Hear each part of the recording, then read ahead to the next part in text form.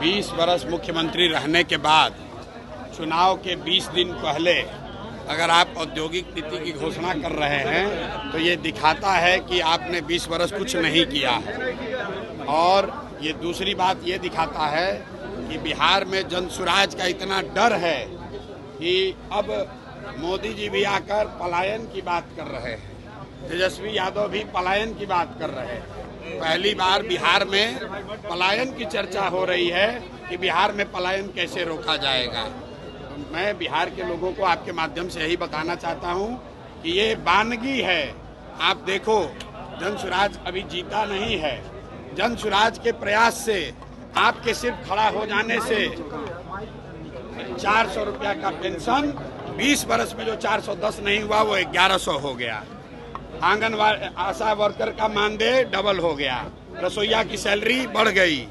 अगर बिहार के लोग खड़े होंगे, लोकतंत्र जिंदा होगा। तो अभी शुरुआत है, आगे आगे देखिए होता है क्या। छठ के बाद बिहार का कोई युवा मजबूरी में 10-12 हजार रुपए के रोजी रोजगार के लिए बिहार छोड़कर बाहर नहीं जाएगा।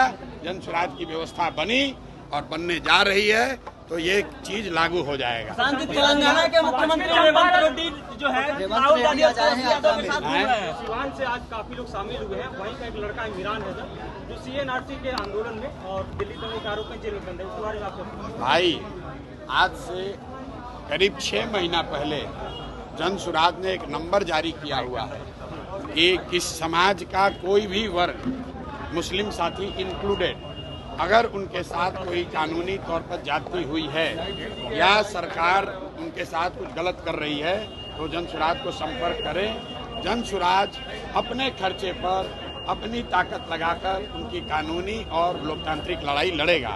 अगर जो बच्चे क्या बात कर रहे हैं उनको आप सूचित कर दीजिए, वो जनसुराज से संपर्क करें, हम लोग उसकी लड़ाई लड़ेंगे।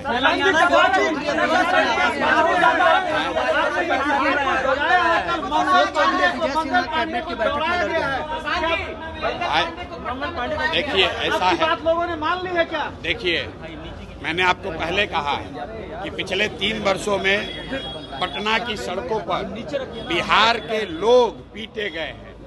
चाहे जो भी गया हो, सरपंच गए, मुखिया गए, अभ्यर्थी गए, टिकटार्थी गए, आंगनवाड़ी सेविका गई, आशा गई, जो गया उसको नेताओं ने, नीतीश कुमार ने लाठी से मरवाया। अब जनता की बारी है, जनता जग गई है। और आप देखिएगा, जब ये गांव में लोग आएंगे इनको जनता दौड़ा दौड़ा कर मारेगी। वोट की तो बातें छोड़ दीजिए, इस बार कई नेताओं की हिम्मत नहीं होगी कि वो गांव में वोट मांगने आए। क्यों? क्योंकि आप उन्हीं गांव के बच्चों को तो लाठी से मारे हो। पुलिस वालों ने जूता पहनकर इन्हीं बच्चों के पेट पर लात रखा है। बिहार के लोगों को अब रास्ता मिल गया है।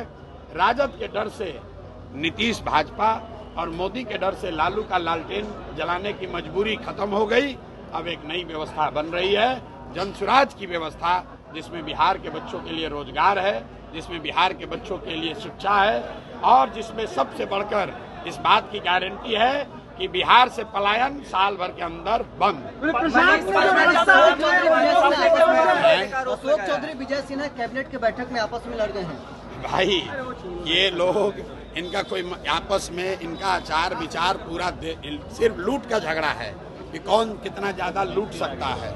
आप बताइए, अशोक चौधरी जैसा सर्वदलीय नेता जनता के पैसे से हेलीकॉप्टर से घूमकर अपने बेटी को साथ में लेकर अपना चुनावी प्रचार कर रहे हैं। कोई नहीं पूछ रहा है कि हेलीकॉप्टर का पैसा कौन दे रहा है। जरा अशोक चौधरी से पूछिए कि सरकारी योजना का शिलान्यास, उद्घाटन जो पहले से मुख्यमंत्री कर दिए, उसी का फिर से उद्घाटन करने हेलीकॉप्टर से जा रहे हैं।